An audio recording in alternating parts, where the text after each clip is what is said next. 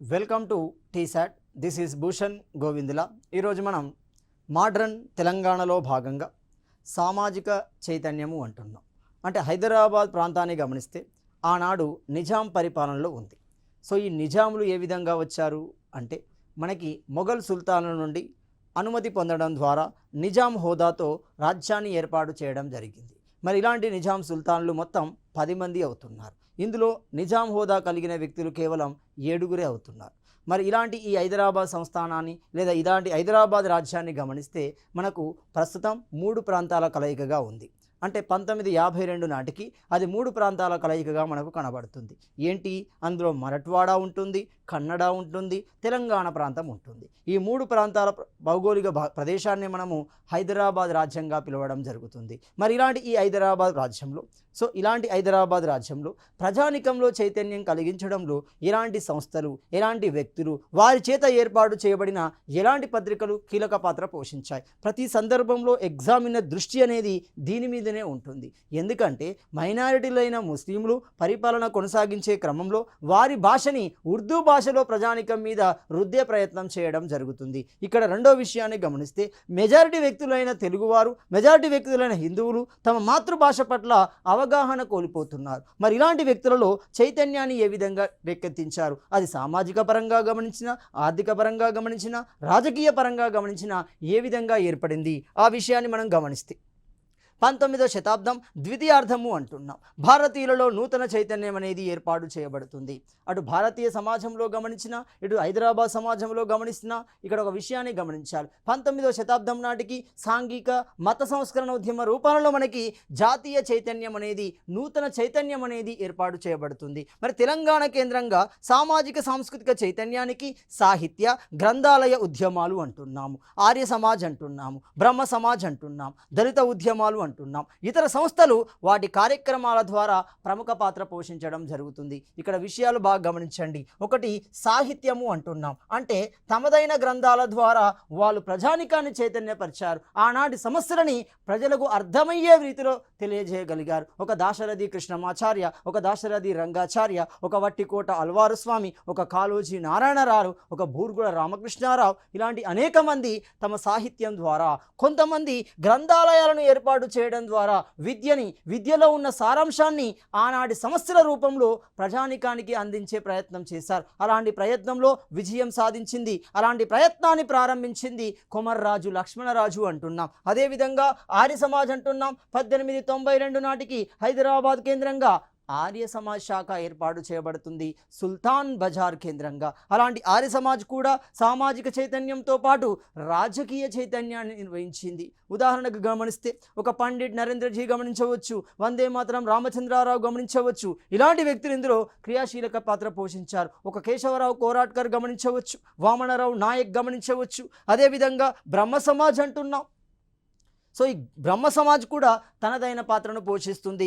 దళిత ఉద్యమాలు అంటున్నాము. ఒక అరిగె రామస్వామి, ఒక బిఎస్ వెంకటరావు, ఒక గౌతమ్, ఒక భాగ్యారెడ్డి వర్మ లాంటి వ్యక్తులు కూడా దళిత ఉద్యమాల ద్వారా దళిత సమాజాన్ని చైతన్యపరిచే ప్రయత్నం చేశారు. వారి సమస్య పట్ల వారికి అవగాహన తెప్పించగలిగారు. వీటితో పాటు అనేక రకాల సంస్థలు ఉంటున్నాయి. ఒక అఘోరనాథ చటోపాధ్యాయ చేత ఏర్పాటు చేయబడిన సంస్థలు కానీ, అనేక మంది ముస్లిం, అనేక మంది హిందువుల చేత, హిందూ మేధావుల చేత ఏర్పాటు చేయబడిన సంస్థలు కూడా ఇందులో క్రియాశీలక పాత్ర పోషించాయి. అందులో ముఖ్యంగా గమనిస్తే 1892 నాటికి హైదరాబాద్ కేంద్రంగా, హైదరాబాద్లోని సుల్తాన్ బజార్ కేంద్రంగా ఆర్య సమాజ్ శాఖ ఏర్పాటు చేయబడుతుంది. ఆర్య సమాజ్ మతపరమైనదే కాబట్టి మతంతో పాటుగా, మతపరమైన చైతన్యంతో పాటుగా రాజకీయ చైతన్యాన్ని తెలంగాణ సమాజంలో, హైదరాబాద్ సమాజంలో కల్పించింది. ఇక్కడ ఒక విషయాన్ని గమనించాలి. భారతదేశాన్ని కనుక గమనిస్తే భారతీయ సమాజంలో హిందూ తత్వం యొక్క పునరుద్ధరణలో ప్రధాన అంశంగా పనిచేసిన ఆర్య సమాజ్ హైదరాబాద్ కేంద్రంగా రాజకీయ చైతన్యాన్ని కూడా కలిగించడంలో ప్రముఖ పాత్ర పోషించింది. 1869 నాటికి హైదరాబాద్ సంస్థానంలో బ్రహ్మ సమాజ్ శాఖ ఏర్పాటు చేయబడుతుంది. సో బ్రహ్మ సమాజ్ శాఖ కూడా తనదైన పాత్రను పోషించడం జరిగింది. 1882 నాటికి హైదరాబాదులో చాదర్ఘాట్ కేంద్రంగా ఏర్పడింది? దివ్య జ్ఞాన సమాజం ఏర్పాటు చేయబడుతుంది. ఒరిజినల్గా 1875 న్యూయార్క్ కేంద్రంగా ఒక Blavatsky, colonel Olcott, William Quan Judge, ఇలాంటి ముగ్గురు చేత ఏర్పాటు చేయబడిన దివ్య జ్ఞాన సమాజం అదే చరిత్రలో థియోసాఫికల్ సొసైటీగా పిలువబడడం జరుగుతుంది. అలాంటి భావజాలాలని భారతదేశానికి తీసుకొచ్చిన వ్యక్తుల్లో ప్రముఖులు అనిబిసెంట్ అంటున్నాము. అడయారు కేంద్రంగా దివ్య జ్ఞాన సమాజం యొక్క సంస్థను ఏర్పాటు చేసింది. దాని ప్రభావం హైదరాబాద్ సంస్థానంలో కూడా పడింది. 1882 నాటికి దాని యొక్క శాఖ చాదర్ఘాట్ కేంద్రంగా ఏర్పాటు చేయబడింది. ఇలాంటి క్రమంలోనే 1892 నాటికి హిందూ విద్యార్థుల పట్ల వివక్షతను వ్యతిరేకిస్తూ అంటున్నాం. సో వివక్షతను వ్యతిరేకిస్తూ రాజా మురళీ మనోహర్ బహదూర్ అంటున్నాం. Very very important person. ఈ రాజా మురళీ మనోహర్ బహదూర్ హిందూ సోషల్ క్లబ్ను ఏర్పాటు చేయడం జరుగుతుంది. హిందూ విద్యార్థులలో, హిందూ యువతలలో చైతన్యాన్ని కలిగించడం జరుగుతుంది. వారి హక్కుల పట్ల అవగాహనను కల్పించిన వ్యక్తి రాజా మురళీ మనోహర్ బహదూర్ అంటున్నాం. నెక్స్ట్ గమనిస్తే 1929 నాటికి నిజాం ప్రభుత్వం మతతత్వ విధానాలను వ్యతిరేకిస్తూ అంటే క్రమంగా ఎప్పుడైతే ఏమవుతుంది ఎంఐఎం ఏర్పాటు చేయబడిందో క్రమంగా అది అభివృద్ధి దశలోకి వెళ్తుందో మతతత్వ పోకడలను ప్రయత్నించడం జరుగుతుంది. సమాజాన్ని మతం వైపు ఇస్లాం మతంలోకి మార్చే ప్రయత్నం చేయడం జరుగుతుంది. అందరూ కాదు, కొంతమంది మాత్రమే. సో ఇలాంటి విధానాలను వ్యతిరేకిస్తూ ప్రజల్లో చైతన్యం నింపుతూ మతం యొక్క ఉద్దేశాన్ని ప్రజలకు తెలియజేసే క్రమంలో మనకు సొసైటీ ఆఫ్ యూనియన్ మరియు ప్రోగ్రెస్ సంస్థ అనేది ఏర్పాటు చేయబడింది. ఏర్పాటు చేసిన వారు ఎవరు? మీర్ అక్బర్ అలీ ఖాన్ అంటున్నాం. ఒక ముస్లిం చూడండి, మతం యొక్క విధానం అది కాదు. ఒక వ్యక్తిని ఇష్టానుసారంగా మార్చాలి తప్ప ఇష్టం లేకుండా ఉద్దేశపూర్వకంగా మార్చడం సరికాదు. మరి ఇలాంటి మత పోకడలు అనేవి మంచివి కావు. సమాజంలో ఉన్న అన్ని వర్గాలను ఉద్దేశించి ఉండాలి, అన్ని వర్గాల యొక్క నిర్ణయాలను ఉద్దేశించి ఉండాలి తప్ప ఒకే విధమైన ఏకతత్వ పోకడలు అనేవి మంచివి కావు. ఇలాంటి పట్ల అవగాహన కల్పించే విధంగా మీర్ అక్బర్ అలీ ఖాన్ ఏర్పాటు చేయడం జరుగుతుంది. 1930 నాటికి శ్రీమతి పద్మజా నాయుడు అంటున్నాం. సో పద్మజా నాయుడు ఎవరు? సరోజిని నాయుడు యొక్క కూతురు. మరికొంతమంది హైదరాబాదులతో కలిసి స్వదేశీ లీగ్ను స్థాపించడం జరుగుతుంది. ఈ స్వదేశీ లీగ్ యొక్క ఉద్దేశం ఏంటి? స్వదేశీ, ఇండిజీనియస్ అంటున్నాం. సో దీని యొక్క ఉద్దేశం ఏంటి అంటే గాంధీ యొక్క ఖాదీ ప్రచారాన్ని చేపట్టడం జరుగుతుంది. 1920 నుండి 22 మధ్య సహాయ నిరాకరణ ఉద్యమం కొనసాగుతుంది. అలాంటి సందర్భంలోనే గాంధీజీ అనుసరించిన కార్యక్రమాలలో రాట్నాలు పంచడం, నూలును వడకడం వంటి కార్యక్రమాలు ఉన్నాయి. అందుకే సహాయ నిరాకరణ ఉద్యమాన్ని చరిత్రలో ఖాదీ ఉద్యమంగా పిలవడం జరుగుతుంది. ఉద్యమానికి సింబల్గా చెరక అనేది ఉపయోగించబడుతుంది. దాని యొక్క ప్రాముఖ్యతను తెలియజేస్తూ ఇక్కడ గాంధీ యొక్క ఖాదీ ప్రచారాన్ని చేపట్టడం జరుగుతుంది. పద్మజా నాయుడు మరియు కొంతమంది హైదరాబాదీలతో 1934-35 నాటికి నిజాం సబ్జెక్ట్ లీగ్ అనేది ఏర్పాటు చేయబడుతుంది. ఇక్కడ కాంట్రవర్సీ అనేది క్రియేట్ అయింది. చూడండి, కొన్ని పుస్తకాలలో 34 అన్నాం, కొన్ని పుస్తకాలలో 35 అంటున్నాం. ఇక్కడ మనం బాగా గమనిస్తే 1933 నాటికి, సో 1933 నాటికి మనకి ఏమవుతుంది? మనకు నిజాం నుండి ఫర్మాన్ అనేది విడుదల చేయబడడం జరుగుతుంది. దాని ద్వారా ముల్కీ సమస్యలకి సంపూర్ణ స్థాయిలో మనకి పరిష్కారం అనేది లభించింది. ఒక విధంగా నిజాం సుల్తాన్ పూర్తి పరిష్కారాన్ని ఇవ్వడంతో ప్రజానికం ఏమవుతుంది? హైదరాబాద్ ప్రజానికం మద్దతుగా నిజాంకి కృతజ్ఞతలు తెలియజేయడం కోసం సమావేశం నిర్వహించబడుతుంది. అలాంటి సమావేశం భవిష్యత్తులో ఇలాంటి సమస్యలు రాకుండా, ముల్కీపరమైన సమస్యలు లేవనెత్తకుండా ఒక సంస్థను ఏర్పాటు చేయాలని నిర్ణయం తీసుకున్నారు. అదే మనకి నిజాం సబ్జెక్ట్ లీగ్ అంటున్నాం. ఇదే మనకు చరిత్రలో ముల్కీ లీగ్గా పిలువబడుతుంది, నిజాం ప్రజల సంఘంగా పిలువబడుతుంది. సో దీని యొక్క మొదటి అధ్యక్షుడు గమనిస్తే సర్ నిజామత్ అంటున్నాం. సో మరి దీని యొక్క ఉద్దేశం ఏంటి అంటే హైదరాబాద్ కేంద్రంగా ముల్కీల యొక్క హక్కులని, పౌరుల యొక్క హక్కులని సాధించడంలో ఇది ప్రధాన పాత్ర పోషిస్తుంది. ఇలా ప్రజలలో చైతన్యం నింపే ప్రయత్నం చేస్తుంది. అంటే మీ సమస్యల పట్ల, మీ సమస్యలకు మేమున్నాము అని చెప్పడం, ఒక భరోసాను కల్పించడం. దోపిడీ, వివక్షతలకు గురి అవుతున్న సమాజానికి మేమున్నాము అంటే ఒక భరోసాను క్రియేట్ చేయడమే అదే ప్రజలలో చైతన్యానికి, అవేకింగ్కి కారణమవుతుంది. సో అలాంటి క్రమంలోనే 1915 నాటికి కేశవరావు కోరాట్కర్, వామనరావు నాయక్ వంటి వారి చేత హైదరాబాద్ సోషల్ సర్వీస్ అనేది ఏర్పాటు చేయబడింది. సోషల్ సర్వీస్ లీగ్ అనేది ఏర్పాటు చేయబడుతుంది. ఎవరి వల్ల? కేశవరావు కోరాట్కర్ అంటాం. కేశవ మెమోరియల్ స్కూల్ స్థాపకులలో ఇతడు క్రియాశీలకంగా వ్యవహరిస్తాడు. అదే క్రమంగా ఇది ఏం చేసింది అంటే తెలుగు పాఠశాలల ద్వారా విద్యా వ్యాప్తిని చేపట్టడం జరుగుతుంది. హైదరాబాద్ రాజ్యంలో అత్యధిక జనాభా తెలుగువారే ఉన్నారు, మాతృభాష తెలుగు కలిగిన వ్యక్తులే ఉన్నారు. మరి అలాంటి వ్యక్తులకి వారి భాష పట్ల అవగాహన కల్పించాలి. తద్వారా ఆ భాషలోనే విద్యాభ్యాసాన్ని ఇవ్వడం ద్వారా మరింత మంది విద్యకు దగ్గరయ్యే ప్రయత్నం జరుగుతుంది. తద్వారా వారిలో వారి సమస్యల పట్ల అవగాహన అనేది ఏర్పడుతుంది. ఇలాంటి క్రమంలోనే హైదరాబాద్ యువకుల సంఘాన్ని వామన్ నాయక్ ఏర్పాటు చేశాడు.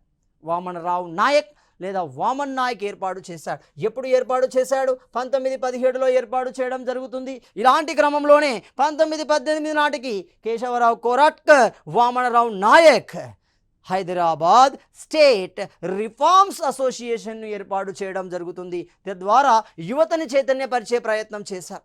1925 నాటికి హైదరాబాద్ సంస్థానంలోని యువకులు అందరూ కలిసి హిందూ మత ఉద్ధరణ ప్రధాన లక్ష్యంగా హిందూ ధర్మ పరిషత్ను ఏర్పాటు చేయడం జరుగుతుంది. దీని ద్వారా హిందూ భావాలని ప్రజలకి తెలియజెప్పే ప్రయత్నం చేశారు. హిందూ తత్వం యొక్క గొప్పతనాన్ని ప్రజలకు తెలియజేసే ప్రయత్నం చేయడం జరుగుతుంది. ఇలాంటి క్రమంలోనే హైదరాబాద్లో మొట్టమొదటి పట్టభద్రుడు, అదేవిధంగా హైకోర్టు న్యాయమూర్తి అయిన రాయ్ బాలముకుంద్ అంటున్నాం. ఈ రాయ్ బాలముకుంద్ ఏం చేశాడు? ఇతరులతో కలిసి హ్యూమటేరియన్ లీగ్ను ఏర్పాటు చేయడం జరుగుతుంది. మానవతా సంఘము అంటాం. హ్యూమటేరియన్ లీగ్ను ఏర్పాటు చేశాడు. దీని ద్వారా హరిజన సంక్షేమం కోసం పాటుపడడం జరుగుతుంది. దళిత వర్గాలు సమాజంలో ఎక్కువగా దోపిడీకి గురి అవుతున్న వర్గాలలో దళిత వర్గాలు మొదటి స్థానంలో ఉంటాయి. ఒక అంటరానితనం, దేవాలయ ప్రవేశాలు లేకపోవడం, సామాజిక ఉమ్మడి ఆస్తులను ఉపయోగించే క్రమంలో అనేక అడ్డంకులని, అనేక వివక్షతలను ఎదుర్కొంటున్నారు. వారి పట్ల ఆ సంఘం తన సహాయ సహకారాలని అందించే ప్రయత్నం చేసింది. 1939 డిసెంబర్ 13న హైదరాబాద్ కామ్రేడ్ అసోసియేషన్ ఏర్పాటు చేయబడుతుంది. కామ్రేడ్ అసోసియేషన్ అనగానే మనకి కమ్యూనిస్టు భావజాలాలు తెలంగాణ కేంద్రంగా ఏర్పడతాయి. భారతీయ చరిత్రలో గమనిస్తే 1920 నాటికే తాష్కండ్ కేంద్రంగా ఎంఎన్ రాయ్ చేత కమ్యూనిస్ట్ పార్టీ ఆఫ్ ఇండియా ఏర్పాటు చేయబడుతుంది. 1925 డిసెంబర్ 26 నాటికి కాన్పూర్ కేంద్రంగా కమ్యూనిస్ట్ పార్టీ ఆఫ్ ఇండియా భారతీయ భౌగోళిక పరిస్థితుల్లో ఏర్పాటు చేయబడుతుంది. అలాంటి భావజాలాలు తెలంగాణ ప్రాంతానికి వస్తున్నాయి. హైదరాబాద్ కామ్రేడ్ అసోసియేషన్ ఇలాంటి క్రమంలోనే ఇదే సంవత్సరానికి అంటే 1940 నాటికి తెలంగాణ కేంద్రంగా కమ్యూనిస్ట్ పార్టీ కూడా ఏర్పాటు చేయబడుతుంది. సో మరి ఈ హైదరాబాద్ కామ్రేడ్ అసోసియేషన్ ఎవరి ఆధ్వర్యంలో, ఎవరు క్రియాశీలకంగా వ్యవహరించారు? రాజా బహదూర్ గౌర్ అంటున్నాం, ఓంకార్ ప్రసాద్ అంటున్నాం, సయ్యద్ ఇబ్రహీం అంటున్నాం, శ్రీ కాశీనాథరావు అంటున్నాం, కాశీనాథరావు వైద్య, ఇలాంటి వ్యక్తులు క్రియాశీలక పాత్ర పోషించడం జరుగుతుంది. హైదరాబాద్ కేంద్రంగా మొట్టమొదటి మహిళా సంఘం భారతీయ మహిళా సమాజాన్ని ఏర్పాటు చేశారు. మహిళలు అంటే విద్య పట్ల పాశ్చాత్య విద్య ద్వారా చైతన్యం పొందిన మధ్యతరగతి మహిళా వర్గం కూడా భారత మహిళా సమాజాన్ని ఏర్పాటు చేసింది. భారతీయ మహిళా సమాజం ఏర్పాటు చేయడం ద్వారా హైదరాబాద్ కేంద్రంగా మహిళా సమస్యలని ప్రస్తావించే ప్రయత్నం చేయడం జరిగింది. 1917 నాటికి నడింపల్లి సుందరమ్మ, వీరరాఘవమ్మ వీళ్ళు మీకు మహిళా ఆంధ్ర మహాసభలో క్రియాశీలకంగా కనబడతారు. ఈ ఇద్దరు కలిసి ఏం చేశారు? ఆంధ్ర సోదరి సమాజాన్ని ఏర్పాటు చేయడం జరిగింది. సో ఈ ఆంధ్ర సోదరి సమాజం నుండి వెలువడిన పత్రికను ఏమంటున్నాం? సావిత్రి అంటున్నాం. ఈ పత్రిక ద్వారా మహిళా సమస్యలైన ఒక దేవదాసి, ఒక జోగిని, ఒక బాల్య వివాహాలు, ఒక వితంతు పూర్వ వివాహాలు లేకపోవడం, సో ఇలాంటి సమస్యల పట్ల ప్రజానికాన్ని చైతన్యపరిచే ప్రయత్నం చేసింది. యామిని పూర్ణతిలకం సికింద్రాబాద్ కేంద్రంగా యువత శరణాలయాన్ని ఏర్పాటు చేసింది 1922 నాటికి. యువతీ శరణాలయం లేదా యువత శరణాలయం దేనికోసం అంటే మహిళలకి తమపై తాము నిలబడే ఒక చర్యలను నిర్వహించడం, కార్యక్రమ నైపుణ్యాలను ఏర్పాటు చేయడం. 1922లో మార్గరెట్ కజిన్, సరోజిని నాయుడు వంటి వారు మహిళలు కలిసి హైదరాబాద్ ఉమెన్స్ సోషల్ డెవలప్మెంట్ అసోసియేషన్ను ఏర్పాటు చేశారు. తద్వారా మహిళలకి నైపుణ్యాలు అందించే ప్రయత్నం చేయడం జరుగుతుంది. హైదరాబాద్ సంస్థానంలో మొట్టమొదటి కార్మిక సంఘం, కార్మికుల యొక్క సంక్షేమం చూడండి. అంటే హైదరాబాద్ కేంద్రంగా సామాజిక చైతన్యం ఏ విధంగా జరుగుతుంది? సామాజిక చైతన్యంలో భాగంగా సమాజంలోని ప్రతి వర్గాన్ని ఉద్ధరించే ప్రయత్నాలు జరుగుతున్నాయి. ఒక హరిజన వర్గాన్ని, ఒక గిరిజన వర్గాన్ని, ఒక కార్మిక వర్గాన్ని, ఒక మహిళా వర్గాన్ని, ఒక బలహీన వర్గాలను కూడా చైతన్యపరిచే కార్యక్రమాలు, చైతన్యపరిచే సంస్థలు, చైతన్యపరిచే నాయకులు బయలుదేరుతున్నారు. అలాంటి క్రమంలోనే హైదరాబాద్ కేంద్రంగా మొట్టమొదటి కార్మిక సంఘము అంటున్నాము. ఏంటి? Labour association. సో ఈ మొట్టమొదటి కార్మిక సంఘం వివిగిరి చేత సికింద్రాబాద్లో ఏ కంపెనీ నందు ఏ కంపెనీ ఉద్యోగులు ఏర్పాటు చేశారు? Calendar company worker association, calendar worker company union పేరుతో ఏర్పాటు చేయబడింది మొట్టమొదటి కార్మిక సంఘం. అంటే ఇప్పుడు మొట్టమొదటి కార్మిక సంఘం యొక్క పేరేమవుతుంది? క్యాలెండర్ కంపెనీ వర్కర్ యూనియన్ అంటున్నాం. ఈ పేరుతో 1922లో ఏర్పాటు చేయబడింది వరహగిరి వెంకటగిరి నేతృత్వంలో. అదే క్రమంలో రాజా బహదూర్ వెంకటరామిరెడ్డి ఆధ్వర్యంలో రెడ్డి సంఘం ఏర్పడింది. చూడండి, అంటే సమాజంలోని వివిధ వర్గాలలోని వివిధ కుల వర్గాలను కూడా ప్రేరేపించి చైతన్యపరిచే క్రమంలో సంఘాలు ఏర్పాటు చేయబడ్డాయి. రెడ్డి సంఘాన్ని అభివృద్ధి చేయడం కోసం, రెడ్డి వర్గాలలో చైతన్యం నింపడం కోసం రెడ్డి సంఘాన్ని ఏర్పాటు చేశాడు రాజా బహదూర్ వెంకటరామిరెడ్డి అంటున్నాం. అలాంటి క్రమంలోనే సీతారామయ్య యాదవ్ ఏం చేశాడు? యాదవ సంఘాన్ని ఏర్పాటు చేశాడు. యాదవ సోదరుల్లో చైతన్యాన్ని నింపే ప్రయత్నం చేశాడు. బొజ్జ నరసింహులు ఏం చేశాడు? మున్నూరు కాపు సంఘాన్ని ఏర్పాటు చేసి ఆ వర్గాలలో చైతన్యాన్ని నింపే ప్రయత్నం చేశాడు. అలాంటి క్రమంలోనే చిరాగు వీరన్న అంటాం. ఈ చిరాగు వీరన్న ఏం చేశాడు? సో ఈ చిరాగు వీరన్న ఏం చేశాడు? గౌడ సంఘాన్ని ఏర్పాటు చేయడం జరుగుతుంది. చింతపల్లి రాఘవాచారి అంటున్నా. ఇతని ఆధ్వర్యంలో విశ్వబ్రాహ్మణ సభలు నిర్వహించబడ్డాయి. విశ్వబ్రాహ్మణులలో చైతన్యం అనేది నింపబడింది. వారి యొక్క హక్కుల పట్ల, వారికి సంబంధించిన అంశాల పట్ల చైతన్యం అనేది నింపబడింది. తెలంగాణ గ్రంథాలయ ఉద్యమానికి ఆద్యుడు ఎవరు? కొమర్రాజు లక్ష్మణరాజు అంటున్నా. మరి ఏం చేశాడు? తెలంగాణ కేంద్రంగా మొదటి గ్రంథాలయం సోమసుందర మొదలియార్ ఏర్పాటు చేసింది. సోమసుందర మొదలియార్ కొమర్రాజు లక్ష్మణరావు చేత 1901లో గ్రంథాలయ ప్రస్థానం ప్రారంభమవుతుంది. ఆ గ్రంథాలయాన్ని మనం ఏమంటున్నాం? సుల్తాన్ బజార్లోని శ్రీకృష్ణదేవరాయ ఆంధ్ర భాషా నిలయము అంటున్నాం. అంటే మొత్తంగా చరిత్రలో గమనిస్తే హైదరాబాద్ కేంద్రంగా ఏర్పాటు చేయబడిన మొదటి గ్రంథాలయం అదేమవుతుంది? సోమసుందర్ మొదలయార్చే ఏర్పాటు చేయబడింది సికింద్రాబాద్ గ్రంథాలయం పేరుతో. సో సికింద్రాబాద్ గ్రంథాలయం పేరుతో 1872లో ఏర్పాటు చేయబడడం జరిగింది. ఈ గ్రంథాలయ ఉద్యమాన్ని హైదరాబాద్ కేంద్రంగా విస్తరించిన వ్యక్తి, హైదరాబాద్ కేంద్రంగా గ్రంథాలయ ఉద్యమానికి పితామహుడుగా పిలువబడుతున్న వ్యక్తి కొమర్రాజు లక్ష్మణరాజు. మరి కొమర్రాజు లక్ష్మణరాజు 1901లో హైదరాబాద్ సుల్తాన్ బజార్ కేంద్రంగా శ్రీకృష్ణ దేవరాయ ఆంధ్ర భాష నిలయాన్ని ఏర్పాటు చేయడం జరుగుతుంది. అలాంటి క్రమంలోనే వేమన ఆంధ్ర భాష నిలయాన్ని హనుమకొండ కేంద్రంగా ఏర్పాటు చేస్తున్నాడు. ఆంధ్ర సంవర్ధిని అంటున్నాం. సో ఇలాంటివి ఏర్పాటు చేయబడ్డాయి కొమర్రాజు లక్ష్మణరావు చేత. అలాంటి క్రమంలోనే రాజా బహదూర్ వెంకటరామిరెడ్డి.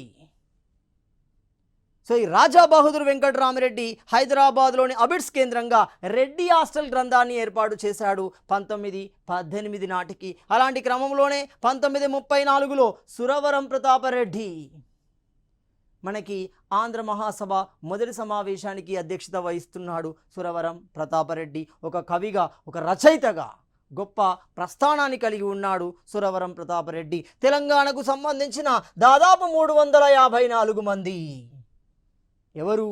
కవులు అంటున్నాము, పండితులు అంటున్నాం.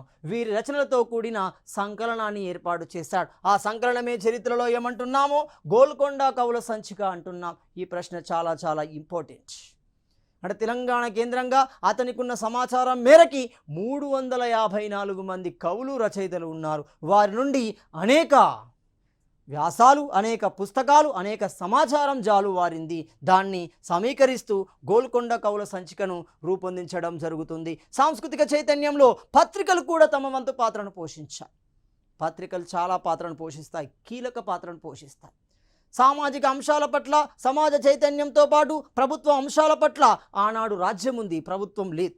సో అలాంటి నిజాం రాజ్యం తీసుకునే చర్యలు అవి ప్రజలకు అనుకూలమా కాదా, మతానికి అనుకూలమా కాదా, సమాజానికి అనుకూలమా కాదా, ఇలాంటి సమాచారాన్ని అందించేవే పత్రికలు. ఎప్పుడైనా సామాజిక చైతన్యంలో క్రియాశీలక పాత్ర పోషించే వరుసలో మొదటిగా ఉండేటి పత్రికలే అవుతాయి. సో మరి అలాంటి పత్రికలు ఏంటి? హైదరాబాద్ సంస్థానంలో తొలి అచ్చు యంత్రం జాన్ గూటన్ బర్గ్ ఏర్పాటు చేసిన అచ్చు యంత్రం ప్రింటింగ్ మిషన్ పోర్చుగీస్ వారి చేత భారతదేశంలో ప్రవేశపెట్టబడుతుంది. మరి ఇలాంటి అచ్చు యంత్రం హైదరాబాద్ సంస్థానంలో ఎక్కడ ఏర్పాటు చేయబడింది? అదే బ్రహ్మ విద్యా విలాస ముద్రణాలయం పేరుతో. బ్రహ్మ విద్య విలాస ముద్రణాలయం పేరుతో ఎక్కడ? వనపర్తి పాలకులు ఏర్పాటు చేశారు. సంస్థాన పాలకులు అంటున్నాం. నిజాం రాజ్యం ఉన్నప్పుడే సంస్థానాలు ఉన్నాయి. ఒక గద్వాలు సంస్థానం, ఒక వనపర్తి సంస్థానం, ఒక కొల్లాపూర్ సంస్థానం, ఒక పాల్వంచ సంస్థానం, ఇలాంటి అనేక సంస్థానాలు మనకు కనబడుతున్నాయి. అందులో వనపర్తి సంస్థానం ఏం చేసింది? బ్రహ్మ విద్య విలాస ముద్రణాలయాన్ని ఏర్పాటు చేసింది. ఇదే హైదరాబాద్ సంస్థానంలో, ఇదే తెలంగాణ ప్రాంతంలో మొదటి అచ్చు యంత్రం కలిగిన ముద్రణాలయంగా మనం భావించవచ్చు. హైదరాబాద్లో వెలువడిన తొలి పత్రిక రిసాలా తబ్బీ అంటున్నాం. మరి ఏంటి రిసాలా తబ్బీ? ఈ పత్రికలో ఎలాంటి సమాచారం ప్రజలకు అందించబడింది? గమనిస్తే ఇది ఉర్దూ భాషలో వెలువడిన మొదటి వైద్య పత్రిక అంటున్నాం. Medicinal paper are medicine paper అంటున్నాం. అంటే వైద్యానికి సంబంధించి, సాంప్రదాయ వైద్యం, మూలికా వైద్యానికి సంబంధించిన సమాచారాన్ని దీని ద్వారా ప్రజానికానికి అందించే ప్రయత్నం చేస్తున్నాం. ఇప్పటికీ హైదరాబాదు అంటేనే జిందా తెలిస్మాత్ కనబడుతుంది చూడండి. ఒక సాంప్రదాయ, ఒక ఆయుర్వేద వైద్యంలో అది దిట్టగా కనబడుతుంది. సో అలాంటి గొప్ప వైద్యం మనకు తెలంగాణ కేంద్రంగా, ముఖ్యంగా నిజాం పరిపాలన కేంద్రంగా హైదరాబాదులో ఉండేది. అలాంటి వైద్య సమాచారం దీని ద్వారా అందించబడుతుంది. హైదరాబాద్ నుండి వెలువడిన మొదటి ఆంగ్ల పత్రిక అంటున్నాం the first English news paper Deccan times. మరి దక్కన్ టైమ్స్ని ఎవరు ఏర్పాటు చేశారు? అబ్దుల్ ఖాదీర్ ఏర్పాటు చేయడం జరుగుతుంది. మరి ఇలాంటి క్రమంలో ఏర్పడిన మరికొన్ని పత్రికలను గమనిస్తే, ఒకటి సేద్య చంద్రిక అంటున్నాం. సేద్యం వ్యవసాయము అవుతుంది. సేద్య ఆర్ సేద్య అంటాం. ఈ సేద్య ఆర్ సేద్య అంటే ఏమవుతుంది? వ్యవసాయానికి సంబంధించింది. వ్యవసాయ దిగుబడి, వ్యవసాయ ఉత్పత్తి, వ్యవసాయ విధానాలకు సంబంధించి సింపుల్గా అన్నదాత లాంటిది అనుకోండి. అప్పటికి దాన్ని మనం సేద్యచంద్రిక అంటున్నాం. తెలంగాణ కేంద్రంగా తొలి తెలుగు పత్రికగా పిలవడం జరుగుతుంది. ఇది వ్యవసాయ రంగానికి సంబంధించిన సమాచారాన్ని ప్రచారం చేసింది. అలాంటి క్రమంలోనే హితబోధిని పత్రిక అంటున్నాం. హితబోధిని పత్రికను ఎవరు ఏర్పాటు చేశారు? బండారు శ్రీనివాస శర్మ ఎప్పుడు 1913లో స్థాపించడం జరుగుతుంది. మరి దీనికి ఉన్న ప్రత్యేకత ఏంటి? గమనిస్తే తెలంగాణ కేంద్రంగా పూర్తి స్థాయిలో వెలువడిన మొట్టమొదటి తెలుగు పత్రికగా పిలవడం జరుగుతుంది. మొట్టమొదటి తెలుగు పత్రిక మనకేమవుతుంది? హితబోధిని పత్రిక అవుతుంది.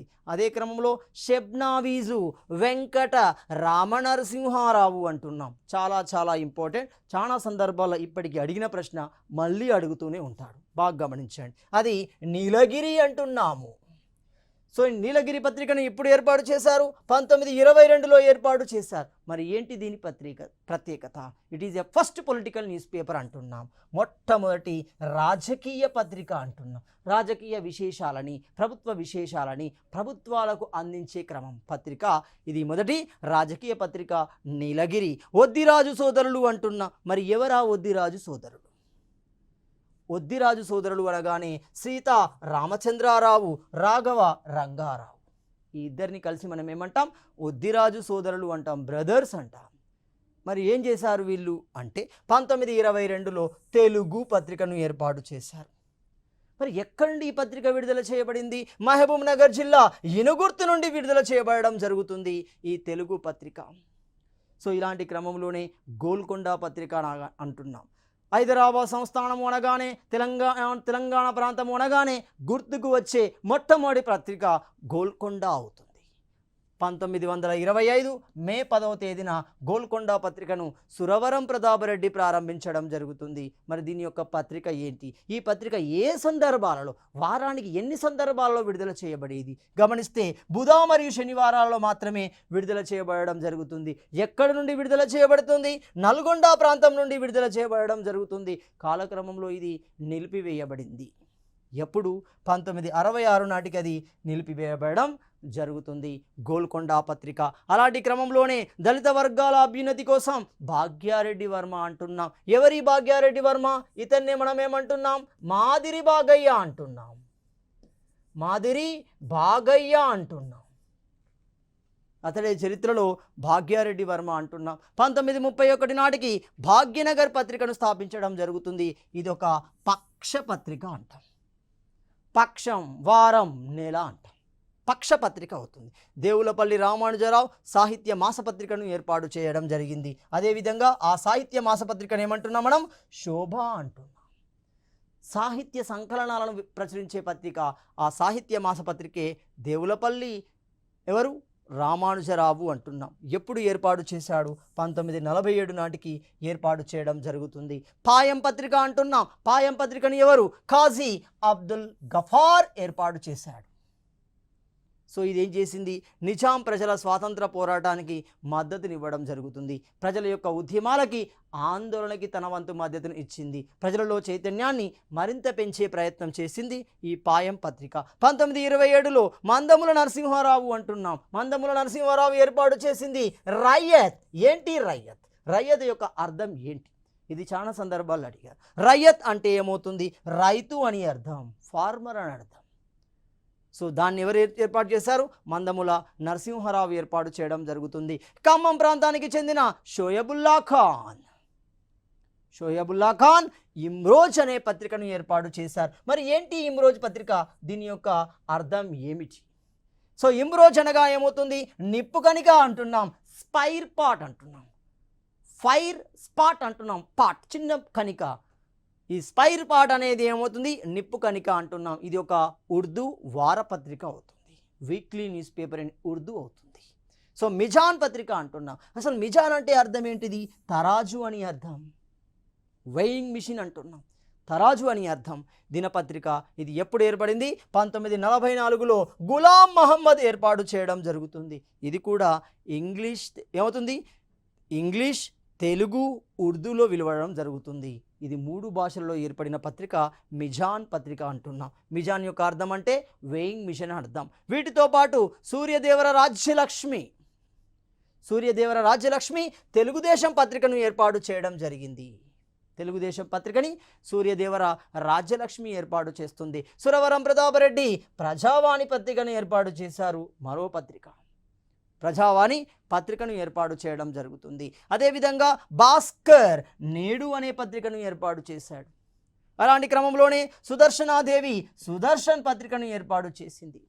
సో ఈ పత్రికలు అనేక వ్యాసాలను ప్రకటించాయి. వ్యవసాయానికి సంబంధించి, వైద్యానికి సంబంధించి, సాహిత్యానికి సంబంధించి, సాహిత్యం ఏమవుతుంది? రాజకీయానికి సంబంధించి, సామాజిక అంశాలకు సంబంధించి, ఈ విధంగా ఒక సమాజానికి కావలసిన అన్ని అంశాలని తమదైన వ్యాసాల ద్వారా ప్రజానికానికి అందించగలిగాయి. తద్వారా ప్రజల్లో అవి చైతన్యం నింపడంలో క్రియాశీలక పాత్రను పోషించాయి. సో మరి ఇలాంటి క్రమంలోనే సామాజిక చైతన్యంలో సాహిత్యం యొక్క పాత్ర ఏంటి? ఈ సాహిత్యం లిటరరీ వర్క్ యొక్క పాత్రను మనం గమనిస్తే ఇలాంటి క్రమంలో అనేక పుస్తకాలు వెలువడ్డాయి. ఆ పుస్తకాల యొక్క ప్రధాన ఇతివృత్తాంతం ఆనాటి సామాజిక సమస్యలే అవుతాయి. ఒక వట్టికోట అలవారు స్వామిని, ఒక సురవరం ప్రతాపరెడ్డిని, ఒక దాశరథి కృష్ణమాచారిని, ఒక దాశరథి రంగాచారిని, కాళోజీ నారాయణరావును గమనించాలి. బూర్గుల రామకృష్ణారావుని, సురవరం ప్రతాపరెడ్డిని గమనిస్తే వారి యొక్క పుస్తకాల యొక్క నేపథ్యం గమనిస్తే ఆనాటి సమాజం యొక్క ప్రధాన ఇతివృత్తాంతాలు, ప్రధాన సమస్యలే అందులో ప్రధాన ఇతివృత్తాంతాలుగా కనబడతాయి. అలాంటి కోవలో సురవరం ప్రతాపరెడ్డి మొదటి స్థానంలో కనబడతాడు. సురవరం ప్రతాపరెడ్డి నుండి ఆంధ్రుల సాంఘిక చరిత్ర అంటున్నాడు. ఆంధ్ర అనే పదం ఇక్కడ భాషా పదంగా ఉపయోగించబడుతుంది. అలాంటి ఆంధ్రుల సాంఘిక చరిత్ర, దీనికి కేంద్ర సాహిత్య అవార్డు కూడా లభించడం జరుగుతుంది. అలాంటి క్రమంలోనే చంపకి భ్రమర విషాదము అంటున్నాం. 2వ గ్రంథం సురవరం ప్రతాపరెడ్డి రాశాడు. అదే క్రమంలో ప్రేమార్పణము అంటున్నాము. అదే క్రమంలో హిందువుల పండుగలు అంటున్నాం. అదే క్రమంలో హైందవ ధర్మవీరులు అంటున్నాం. అదే క్రమంలో రామాయణ విశేషాలు అంటున్నాం. రామాయణ కాలం నాటి విశేషాలు, ఇలాంటి బహుముఖ గ్రంథాలు రాసిన వ్యక్తి సురవరం ప్రతాపరెడ్డి అంటున్నాం. అలాంటి కోవలోనే బూర్గుల రామకృష్ణారావు అసలు పేరు గమనిస్తే పుల్లమరాజు రామకృష్ణారావు. 1952 హైదరాబాద్ ఎన్నికల ద్వారా ప్రజాహిత ప్రభుత్వాన్ని ఏర్పాటు చేసిన వ్యక్తి మన బూర్గుల రామకృష్ణారావు. హైదరాబాద్ రాజ్యానికి లేదా హైదరాబాద్ రాష్ట్రానికి మొట్టమొదటి ప్రజాహిత ముఖ్యమంత్రిగా పనిచేసిన వ్యక్తి బూర్గుల రామకృష్ణారావు. మరి అలాంటి బూర్గుల రామకృష్ణారావు ఒక రాజకీయవేత్తగా, ఒక సాహిత్యవేత్తగా, ఒక జర్నలిస్టుగా, ఒక విద్యావేత్తగా, ఒక న్యాయవాదిగా బహుముఖ రంగాలలో చైతన్యాన్ని కలిగి ఉన్నాడు, బహుముఖ రంగాలలో ప్రాముఖ్యతను కలిగి ఉన్నాడు. అలాంటి బూరుగుల రామకృష్ణ నుండి వెలువడిన పుస్తకాలు గమనిస్తే పండిత రాజా పంచామృతము అంటున్నాం, కృష్ణ శతకము అంటున్నాం. ఇలాంటి పుస్తకాలు మనకి బూరుగుల రామకృష్ణ నుండి వచ్చాయి. అనేక అనువాదాలు కూడా వచ్చాయి. ఉర్దూ భాషలో ఉమర్ ఖయ్యూమ్ రాసిన పుస్తకాలని తెలుగులోకి అనువదించడం జరుగుతుంది. అలాంటి క్రమంలోనే వనమామలై వరదాచార్యులు అంటున్నాం. సో ఈ వనమామలై వరదాచార్యులను మనం ఏమన్నాము? అభినవ పోతనగా పిలవడం జరుగుతుంది. మరి ఇలాంటి వ్యక్తి రాసిన గ్రంథాలు ఏంటి? ఒకటి పోతన చరిత్ర, రెండు విప్లవరబ్ధ చరిత్ర అంటున్నాం. మాడపాటి హనుమంతరావు గమనిస్తే తెలంగాణలో ఆంధ్ర ఉద్యమం అనే గ్రంథాన్ని రాశాడు. రావి నారాయణ రెడ్డిని గమనిస్తే వీర తెలంగాణ నా అనుభవాలు జ్ఞాపకాలు రాయడం జరుగుతుంది. పివి నరసింహారావును గమనిస్తే వేయి పడిగలు గ్రంథాన్ని రాశాడు. ఏ పేరుతో? సహస్రపన్ పేరుతో హిందీలో రాయడం జరుగుతుంది. గొల్ల రామవ్వ కథను రాయడం జరుగుతుంది. దాశరథి రంగాచార్యులు చిల్లర దేవుళ్ళు, జానపదం, మోదుగు పూలు వంటి నవలను రాశాడు. అదే క్రమంలో ఇందులో చిల్లర దేవుళ్ళు గమనిస్తే ఇందులో చిల్లర దేవుళ్ళు అనే పుస్తకానికి మనకు 1969లో సాహిత్య అకాడమీ లభించడం జరుగుతుంది. అదే క్రమంలో వట్టికోట అల్వారు స్వామి అనగానే ప్రజల మనసు గంగు రామప్ప రభస అంటున్నాం. జైలు లోపల ఇలాంటి గ్రంథాలు మొత్తం మనకి వట్టికోట అల్వారు స్వామికి సంబంధిస్తున్నాయి. 1943 నాటికి దేవులపల్లి రామానుజన్, లోకనంది శంకరనారాయణ వంటి వారితో ఆంధ్ర సారస్వత పరిషత్ ఏర్పాటు చేయబడింది. అదేవిధంగా తెలంగాణకు సంబంధించిన పుస్తకాల యొక్క పరంపర దీని ద్వారా ప్రజానికానికి అందించబడింది. ఇలా సాహిత్యాలు, ఇలా పత్రికలు, ఇలా వ్యక్తులు, ఇలా సంస్థలు సామాజిక చైతన్యంలో క్రియాశీలక పాత్ర పోషించాయి. అవే క్రమంగా జైన్ ఇండియా ఉద్యమానికి లేదా జాయిన్ ఇండియా ఉద్యమానికి కారణమయ్యాయి. మొత్తంగా 1948 సెప్టెంబర్లో జరిగిన ఆపరేషన్ పోలో ద్వారా హైదరాబాద్ సంస్థానం భారతీయ యూనియన్లో కలవడానికి ఇవి చాలా ఇతోధికంగా దోహదపడడం జరిగింది. తదుపరి అంశాన్ని మనము తదుపరి వీడియోలో చర్చించుకుందాం.